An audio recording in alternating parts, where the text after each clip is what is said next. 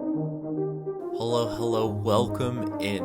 If you're here listening to this podcast, that means you're destined for something great, and we both know it to be true. So without further ado, welcome to the Dark Matter Podcast.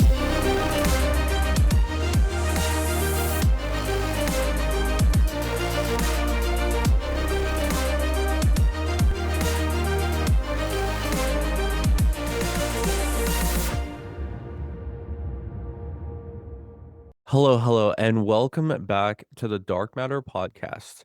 It's your host, Dev, and today we brought on another guest in Cindy Baker. Cindy is an award-winning speaker, author, and productivity coach, and she's the founder of CBC, Cindy Baker Coaching. With a background in counseling and nearly 2 decades as an educator, Cindy helps professionals and entrepreneurs master focus, manage their energy, and work with their brain instead of against it. After being diagnosed with ADHD as an adult, she turned what many see as a limitation into a powerful framework for clarity, confidence, and sustainable productivity. She's now here to show us why focus, not time, is the real game changer. So I'm super excited for this here conversation. Welcome to the Dark Matter Show, Cindy. Oh, thank you for having me. I'm glad to be here. Of course. And as I mentioned, this is going to be a really insightful conversation, I think, for a lot of reasons. And I think even just in that last piece, the ADHD, being diagnosed as an adult, most people, you know, think of that as such a limitation. And I think when you were diagnosed, how did that reframe your relationship with, productivity and self-trust?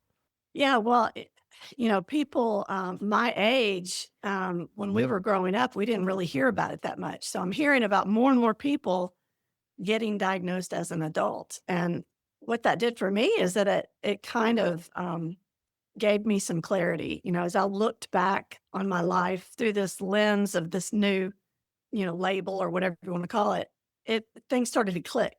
I started to think, oh, that's why I did this, or that's why I reacted that way, or why I struggled with this, and in some ways it was comforting because I knew, okay, there's a reason and it's not a weird reason. I'm not crazy. My brain's not broken. And so I really started to try to learn everything that I could about it. So I could, like you said in the intro, learn to work with my brain instead of fighting against it, trying to be somebody that I'm not, you know? I have an interesting question, and I just want to ask this. You mentioned here this is something that's more prominent now than it ever really has been in the past. Why do you think, being diagnosed with, whether it's ADHD or autism or any of these other new things, why do you think that's more prominent now in today's day and age? Do you have a view on that? Yeah, well, I don't know for sure, but I mean, for one thing, we have medical advances, and now we know. I mean, there's been all kinds of um, research done, and we know more and more about ADHD than we ever have. But also, I think with the fast pace of our life and technology, people feel more and more distracted, and so they're looking for answers, and so they want to think, well, maybe I have ADHD, and so they go and look into it. But unfortunately, it's become trendy to talk about it, and I believe, um, some people are just trying to capitalize on the phrase ADHD so they can, you know, get clicks and likes and maybe make money, whatever, and they really don't know what they're talking about. So I wouldn't get all your advice from a TikTok video, if I were you. Right. Yeah, and I love that because again, sometimes you know, I think being misdiagnosed is such a big thing in today's day and age. And as you mentioned, even with the advancements in technology, sometimes people get it wrong, and or they, again, they look at something, they look at some sort of symptom, and then they're like, "Oh, this is exactly what I have." And I love in your story and your mission, you mentioned that focus actually matters more than time, which I want to dive into that because a lot of people think, if I had more time, right, I'd be able to do whatever it is. But in your opinion, or in your expertise, what do most people misunderstand about time management that keeps them stuck? Yeah, I mean, that's a great question because it is about misunderstanding. And I think, like you said, a lot of people are turning to Dr. Google and trying to figure out what's wrong with them. And the default is to say, oh, well, I need better time management because that's what uh, seems on the surface to make sense. But the thing is you can't really manage time. I mean, it's ticking away even as we're speaking right now. And we all have the same amount of time, 24 hours in a day, and that's it. And so it really comes down to doing what matters in the time that you have. And that involves managing your focus. And so you and I could each have an hour, but we might spend that hour differently. And so it comes down to how you uh, what you concentrate on and what you um, focus your attention on in the hours that you do have, Hmm. if that makes sense. It does. And I guess a follow-up question to that is, as you mentioned earlier now more than ever, we're facing a lot more distractions. And I think even like the little ones, when they run around, everyone's got a tablet, everyone's got a phone. It doesn't matter the age, right? Everyone's kind of distracting themselves from what really matters or, on being able to concentrate. So how would someone, really put more emphasis on focus and maybe put more awareness on that? Yeah, and I help people that don't have ADHD as well because of that very reason that um, distraction is everywhere, especially with our phones. You know, you sit down to do something that you planned on doing, and you think, well, I'll just check my email for a minute, and 30 minutes later, I'm watching puppy videos, and it's so common because our brain just defaults to the low hanging fruit. What's easier, what doesn't take a lot of effort, and so it really comes down to several things. One is prioritizing, and the other is to manage your energy levels with the task. So you want to, and if you're not sure what time of day is your best, you're the most alert, the most focused, all that, then just notice for a week. Just kind of jot down some notes for a whole week and say, when looking back, when was I the most awake, alert, um, emotionally up, all of that, because it's not going to be constant throughout the day. And some people are morning people, some people are evening people, some people, it just varies. So figure that out. And then what you want to do is prioritize and plan your high impact tasks, the ones that really move the needle in your business or your life towards your goals. And do that during the high energy level. And you don't want to waste that time checking your phone or watching puppy yoga videos or whatever. you know, um, it's like I've used the illustration before. It's like using a bulldozer to pull up weeds from your garden. Mm, It's a mismatch. It's an overkill. And so what ends up happening is you don't feel like doing the hard things, so you do the easy things, and then your peak time that you were the most focused kind of goes away, and you're stuck at the end of the day when you're hungry and tired, trying to do things at the last minute that are important. And then mm, you get frustrated and you feel bad about yourself and you do it all over again the next day. So, part of that is what I teach. I have a group coaching program. And one of the things that I teach is how to prioritize. And I've used and this is not my original illustration, but I've used the illustration before about your life or your day being a jar and the tasks are rocks, pebbles, and sand.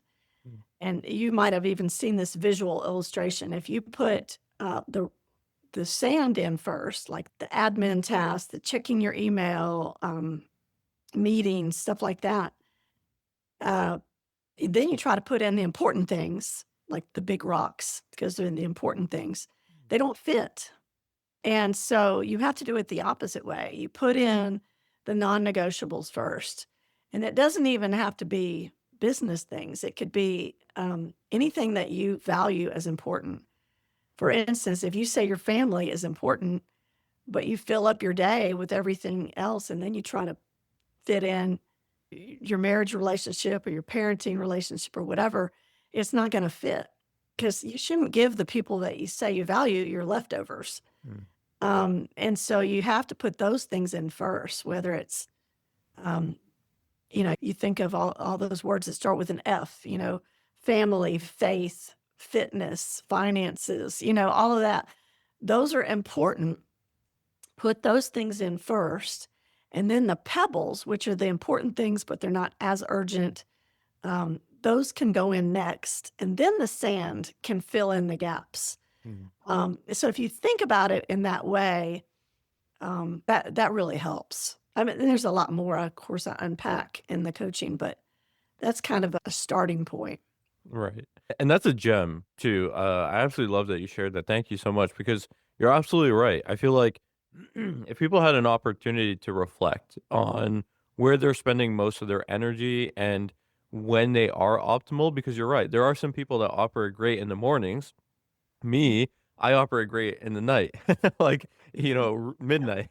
So it's when you know that, and there's no one size fits all, right? Like you really have to know what works best for you, and then you have to really, you know, be aware of that, and then you really move things together. You mold it into creating more of like a sustainable kind of like routine for yourself. Now, would you agree that a lot of people secretly struggle with maybe self-doubt and overwhelm? Like, do you think right now there's a big, kind of emphasis on that? And if so, how can people break away from that cycle of, being overwhelmed?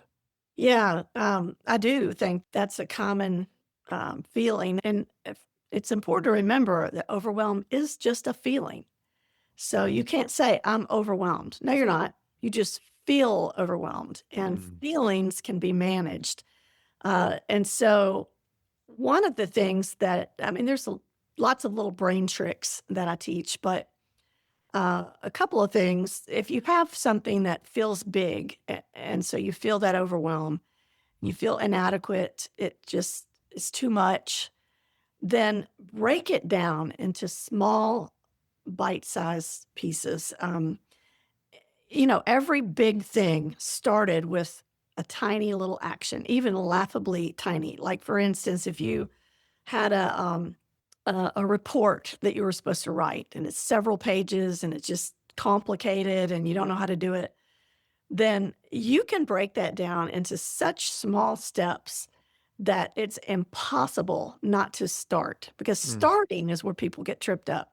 mm, You could say, for instance, I'm going to walk across the room and sit in the chair in front of my computer. I mean, that's small. I can do that. Okay. Now I'm sitting in front of my computer. I'm going to turn on the computer or wake it up or whatever.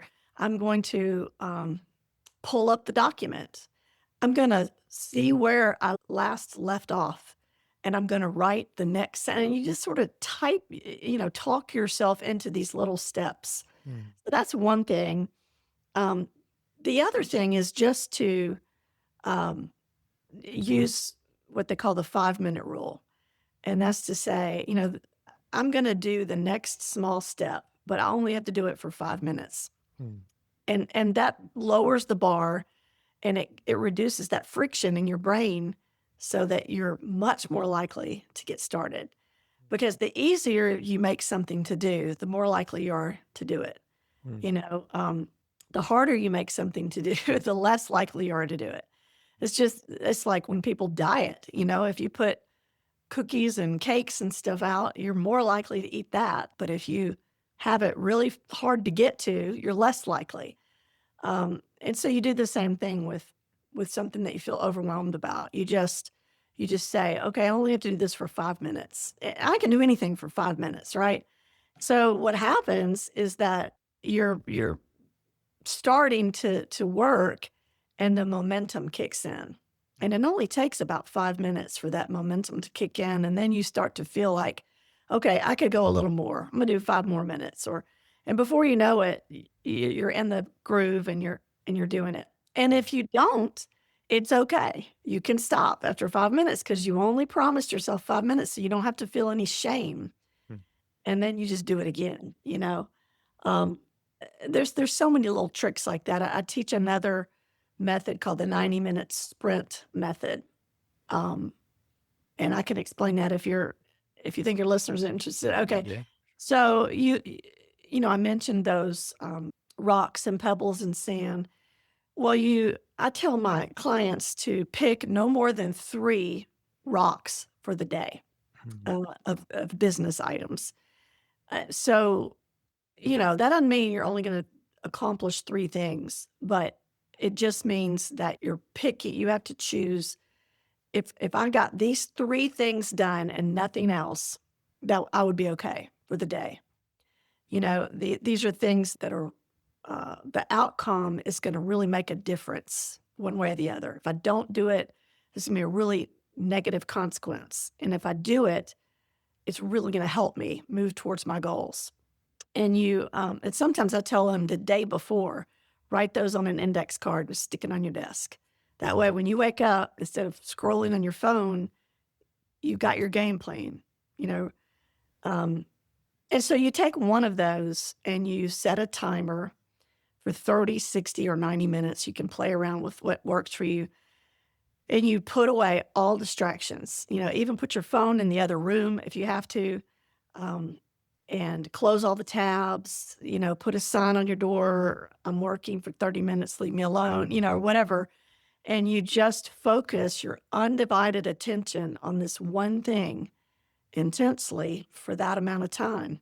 And you don't do anything else. If you start to think of something else that distracts you, you can like quickly jot it down on a sticky note or something, put it aside, and then go right back to what you're doing. And then when the timer goes off, you take a little break, 5 minutes, no more than 5 minutes. You could set a timer if you think you're going to take too long of a break.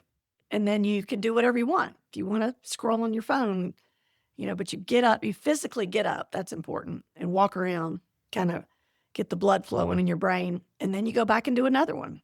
And you do a few of those small sprints until you take a longer break, like a 30-minute lunch break or whatever.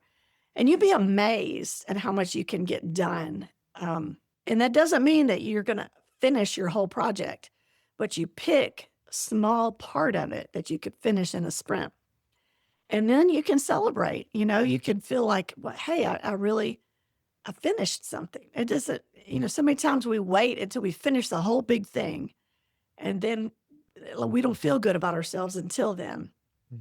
I think it's important to celebrate the milestones because that gives you that little dopamine hit that you need in your brain to keep going, And there's a lot more to that. It's a whole method called the Pomodoro method that you can look up, that's similar, but that really helps.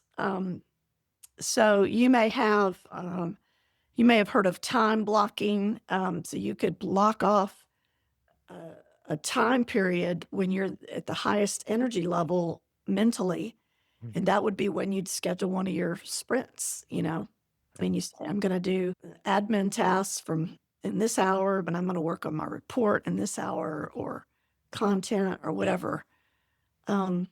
Anyway, it's a lot more I could say about that, but that really works. Right, and you know what? There was so much there, and I really wanna just make sure that the listener got that because so much golden gems here. So the first thing, really diving into it, it kinda takes me back to, like, the James Clear methodology of just start, right? And even him, like, we're systematic people, right? And so if you wanna go to the gym, just go stand in the gym for 5 minutes. You did it, you know? If you just be the person that does those things. You don't have to go and work out for 4 hours, just go there and stand there, Yeah. or another place where a lot of people mess up is they wake up at 11 a.m. every single day naturally, but then they want to start waking up early, right? They get that hit of motivation. They're like, okay, tomorrow I'm waking up at 5 a.m. and it doesn't work. And then they've already set their day out for them to lose because it's an unreal expectation. Whereas if they wake up at 11, all they have to do is wake up at 10:55 and you've effectively done what you said you were going to do. So I love that. And then getting into the 90-minute sprint, again, it's so key because I think a lot of my audience, they are entrepreneurs, whether aspiring or thriving entrepreneurs, and I think this is something that I get all the time. They feel overwhelmed because there's always something to do. There's always something that has to get done. And so they're all like, okay, well, what do I spend time doing today? Is it content creation? Should I book some sales calls? Should I work on the back end of my business? And I think what you just shared here of just pick three, really big tasks or even just three tasks and just do those tasks and put in the time blocking if you need to, you can make a lot of progress. And then, of course, celebrating those wins because it's the compounding effect of when you do, feel those wins. Now, I guess a quick side question to that, because I know a lot of people have tried time blocking.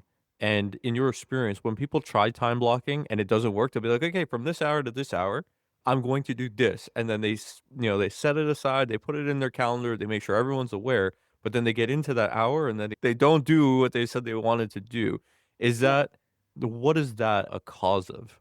Yeah, and, you're right. I think people tend to be all or nothing people, and that doesn't really work, and so because they're not all, they just do nothing. And so time blocking, if you do happen to have ADHD like me, we get bored very easily. Our brains love novelty. We're creative. Everything's connected. We think of one thing, and that makes us think of something else, and that makes us think of something else, and so we're known for task switching. And so I say time blocking is great if it's flexible. Rigid time blocking doesn't work for ADHD brains. And, I read a study somewhere, I can't remember where, that said over 50% of entrepreneurs have ADHD. And those are just the ones who are diagnosed. So I don't know how accurate that is, but if you are an entrepreneur, even if you have never been diagnosed with ADHD, you probably could benefit from ADHD friendly strategies. And this is one of them, that don't try to fit into somebody else's mold and say, I'm going to do rigid time blocking. Um, Instead, pick like a category of things and say, for instance, I'm going to do admin tasks from 10 a.m. to noon. Well, that could be a bunch of different things, but it gives you that flexibility to switch tasks when you need to and not beat yourself up if you don't stick with one thing for 2 hours. Um, Another thing that's helpful for entrepreneurs is to uh, take your tasks and have theme days. Uh, Mm. I've heard a business coach last week talking about that, and she said, I can't remember exactly, but it was something along the lines of, Monday is content day. And she would batch all of her content. She would make a bunch of videos, a bunch of posts, and schedule them. But she did it all at once, and it kind of made it easier. And I've done that. I've even like changed shirts in between and just made a bunch of things. And when I'm organized enough to do that, it's very helpful. And then she had one day that was when she had a lot of training that she would do on Zoom, and she would schedule it all on that day. And another day, and she's homeschooling her daughter, so she had one day that was. So if you can make theme days like that, sometimes that helps because then you're focused in one area, even though you may be doing different things. You're not doing one thing and then, oops, I got a meeting, I got to stop, and I got to go do this, and then I got to get on Zoom, and I got to, you just kind of uh, group like things together. And if you have a bunch of little teeny tasks, I always say put those together and do a sprint. For instance, answer emails, make phone calls. Those are small things. But if you just put them all on this giant to-do list, then when you look at that list, you're going to feel that overwhelm. And everything is going to look equally important. And when everything looks equally important, nothing gets done. So you have to be able to categorize things, and making themes days might be something that's helpful. Mm. So again, amazing, incredible information. The question I have now is, what is the biggest mindset shift that your clients experience once they stop forcing productivity Mm. and they start designing it around their brain and how they actually naturally operate. Yeah, well, one of the things that I love, and there's a lot of other things I could be doing in a business, but I enjoy, um, well, I always say instead of helping, I say I empower entrepreneurs and other professionals because I love to see that hope.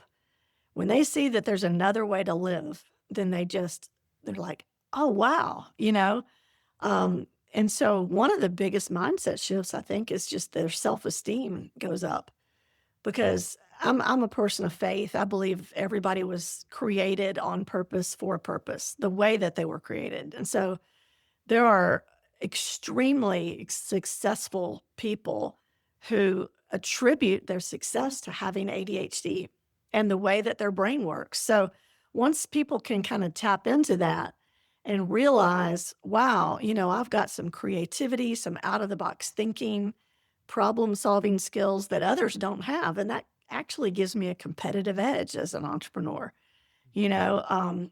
But you have to be able to work with it. For instance, hyper focus, where you just get lost in something. Well, that could actually be a benefit if you know how to use that well. And that's one of the things that I teach. So, um, yeah, I think the biggest mindset shift is just to realize that your brain is not broken. It's just the systems you were using are, and you need to have a system that works with the way your brain is wired. No, it absolutely does, and I think that's the thing, right? I feel like there's a lot of people, and I've got this before too, where, they kind of know or they have an inkling towards how they wanna operate, and then they see a video, and then the person's like, "You gotta do more," and then they shift their whole thing, they start doing more, and then it eventually leads to burnout and challenges, right? And I think it's kinda like knowing yourself, and then knowing that just because maybe you have to read something twice or 3 times to really get something to stick, doesn't mean that your brain is less than, like, that's just how you operate, and I think yeah, I love the word empowering because I think that's the idea, like, today's day and age, we're very quick to point fingers and judge other people and, like, even judge ourselves, but I think if we kinda let go of the judgment and we just, like, take it at face value, we can really take things forward a lot more efficiently, and I guess with this, because they are entrepreneurs, like yourself, like all of us, I think fear and scarcity always have a way of showing up. And it shows up differently for neurodivergent entrepreneurs. And what have you noticed is most common? And how do you help people move through the different fear and scarcity that might show up for people? Yeah.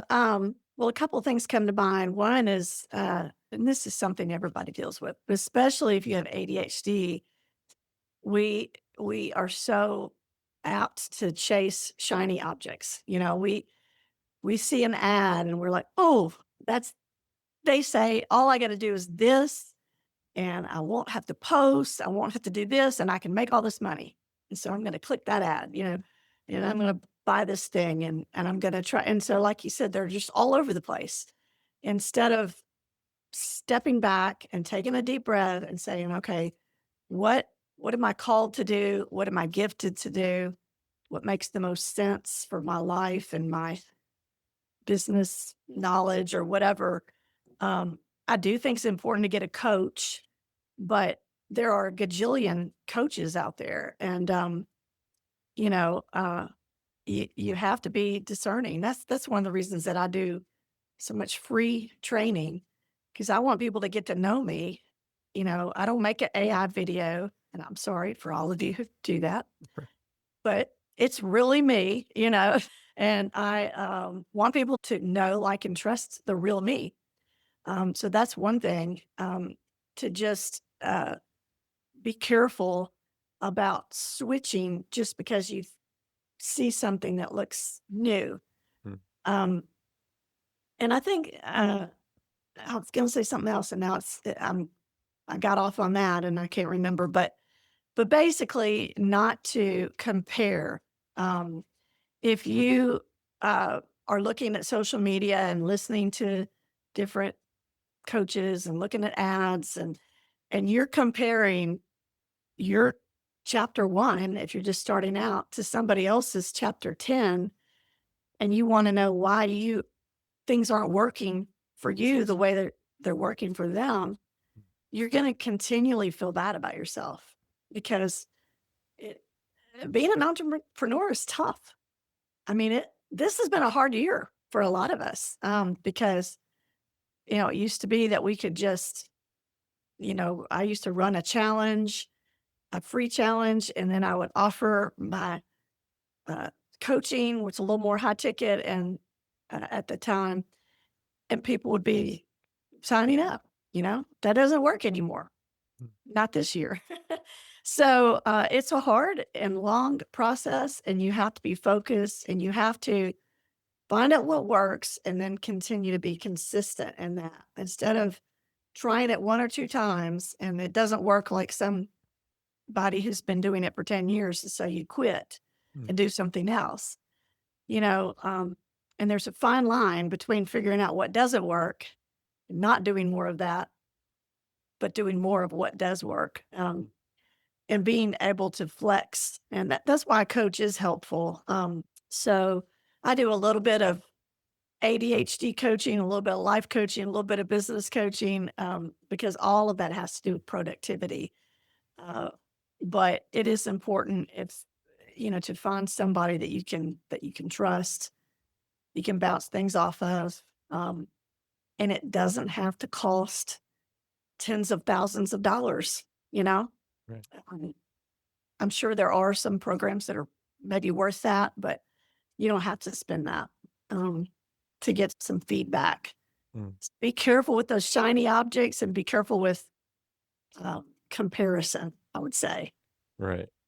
Yeah, and I love that too because for my last business, that's what we were doing. We were business and marketing coaches, and we helped online coaches get started. And there was a lot of coaches that would come to us, and we did all of that. We generated 7 figures. A lot of our clients got great results and those sorts of things. But then you just get to a point where a lot of what was working, like we were using Facebook groups at the time, like that doesn't work anymore. And so you got to be resilient with the times, but also be conscious because, like you said, it's a fine line between being proactive and knowing like, okay, now it's time to start pivoting, or is it like, oh, now I'm just jumping to the next thing, right? So I think having someone above you, like a coach, like a mentor, someone that you can really bounce those ideas off of, rather than just trying to do it yourself or using everyone's favorite chat GBT, I think you can actually make a lot more progress with the person, and the human touch there.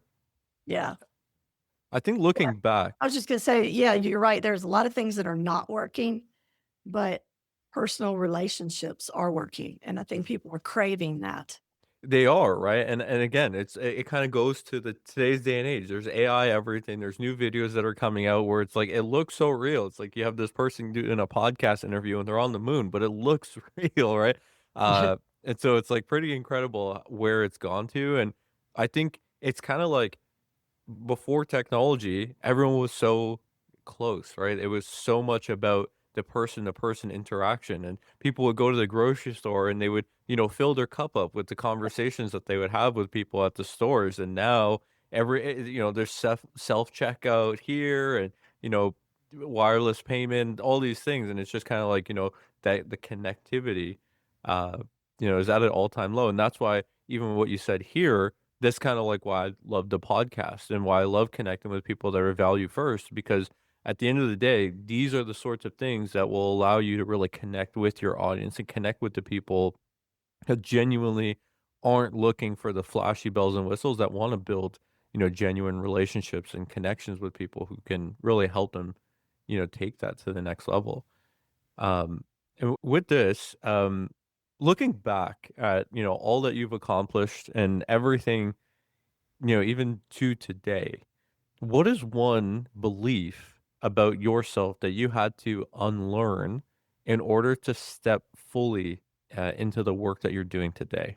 Hmm, that's a good question. I think there's just been a growing confidence. I came from uh, public education. I was a middle school counselor and teacher for 19 years. And then before that, I worked with youth as well, youth 6th through 12th graders. who actually lived in Germany and worked with U.S. kids whose parents were in the Army. Um, and so when you're in a nonprofit like that and then public education where you work for the government, it, there's some pros, but then there's a lot of dysfunction as well. Um, and, uh, in some ways, I feel like I kept myself down, I held myself back because I was so entrenched in this environment where everything was about testing with kids and you had to do things the way that they told you to do it. And if they told you to be creative, but then you couldn't be too creative because you had to do things the way they wanted you to do it. And so it was very stifling for me. Even just having the bell system where this starts at the bell rings and you got 3 minutes in between classes and you got to do that. That didn't fit well with my ADHD brain. And so I was constantly kind of feeling bad about myself. I got high evaluations, but I always felt like it was by the skin of my teeth, like I was just uh, a fish out of water. And so as I began to, uh, kind of do my own thing with being an entrepreneur, I started to realize, hey, I really have some things to offer that I didn't even know before. And people are responding positively. And this all the skills that I learned counseling and teaching kids, I can use that with adults. And it's just more, it's a natural thing. Even in this conversation, I mean, I don't have any notes, I didn't know what you were going to ask me, but it's a natural skill to be able to teach people. And that built my confidence. And I thought, there's some things that people would pay me for, that I have value to offer. And I enjoy being creative and having the freedom to do that, and knowing that if I succeed or fail, it all depends on me. Mm. And so I don't know. I guess it's just more of a confidence level that I saw as a difference. I love that, and I think a lot of the work is internal, right? And, there's always those shifts that we need to really go through, and it kinda feels like that breakthrough moment, like, that almost just seems like your breakthrough moment when you really come to the realization that, "Hey, this is something that I can kinda let go of now. I don't need to, continue telling that story or continue reaffirming that to myself," right? So, yeah, Cindy, this has been, incredible, and this is my favorite question. A couple questions left, but my favorite question, getting to this point of the interview, if there was one thing that you wanted to leave the listener with, like the biggest golden gem or the most exciting thing or, biggest lesson that you've learned or anything like that, like if they listen to this one point, uh, it would make it all worth it. Of course, an incredible interview, but this one thing would make it all worth it. What would that final send off lesson teaching point kind of be? No pressure, huh? No, no. Well, I mean, there's several things, but I think one thing that's really important for your listeners to realize is that they're doing some things right. And so many times we'll get to the end of the day and we'll rehearse in our head how we messed up or how we fell short or what all we didn't accomplish and where we're not that we want to be. But you probably did 10 things right all day, but you don't think about those things. And one of the things that I do in my group coaching is every time we meet on Zoom, everybody has to share wins from the last time we met. So we share wins, struggles, and goals every time. Mm, And I think the wins are important. And it could be a small win. It could be, hey, I hung my coat up every day when I came in all week. I mean, if it was somebody who struggles with clutter or whatever, I mean, it could be just the tiniest little change, but those all snowball and they have a compounding effect if you repeat them over time. And so I would say to just remember that I have all these little mantras, and one of them is progress over perfection. mm, And it is not an all or nothing thing. It is you moving forward. Even if you step back, it's 2 steps forward, 3 steps forward, 2 steps back, Um, and so that progress forward is what you need to celebrate. And remember that it's a long game, and it is not you're not gonna be where somebody else is. Maybe they had different circumstances when they started. Maybe, the economy was different. Maybe their background was different, and you have to deal with what you have today and quit comparing yourself to other people, and just focus on the few things, do them well, and celebrate when you have success and celebrate those small wins and, um, be practice gratitude, Mhm. I guess, would be kind of the final thing, and it's not anything I made up, but it's important. It is, and I love that piece too of like stop comparing your situation to someone else's highlight reel, right? Because you don't know what's going on with them, and of course, people aren't posting when they're upset or when they're challenged. They're only posting the things that they're happy about, and sometimes when we are comparing and doing those sorts of things, it really could lead to just kind of internal challenges. So I love this send off with, just do what makes you happy and just like practice gratitude, do the things that you just got to focus on and really celebrate the small wins. I think that was one thing that really shifted for me. So I love that that's the key point because yeah, you focus, you look at your whole year, you're gonna remember the things that you did wrong, not the 110 things that you did right, right? So, I love that perspective shift, and for the listeners who wanna learn more about you, Cindy, and where they can, take a look at your programs or if you have any free offers and things like that, where's the best place that they can find you? Yeah, I do have a free course I'll give your listeners if they go to waitnomore.net, waitnomore.net, and it's, little course on how to beat procrastination, which we all struggle with. That will get them on my email list. I give free, tips and strategies, every week, and that's also how they'll hear about, free master classes and paid workshops that I have coming up. My website, if they want to check that out, is cindybakercoaching.com. But I would say go to waitnomore.net. Yeah. I'll put both those links, as the first comment in the comment section. So definitely go check this out. Go check it out. Cindy, this has been incredible. Thank you so much for being on the show.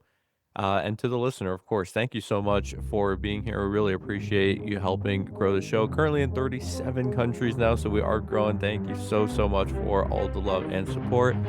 As always, I'll catch you on the next one.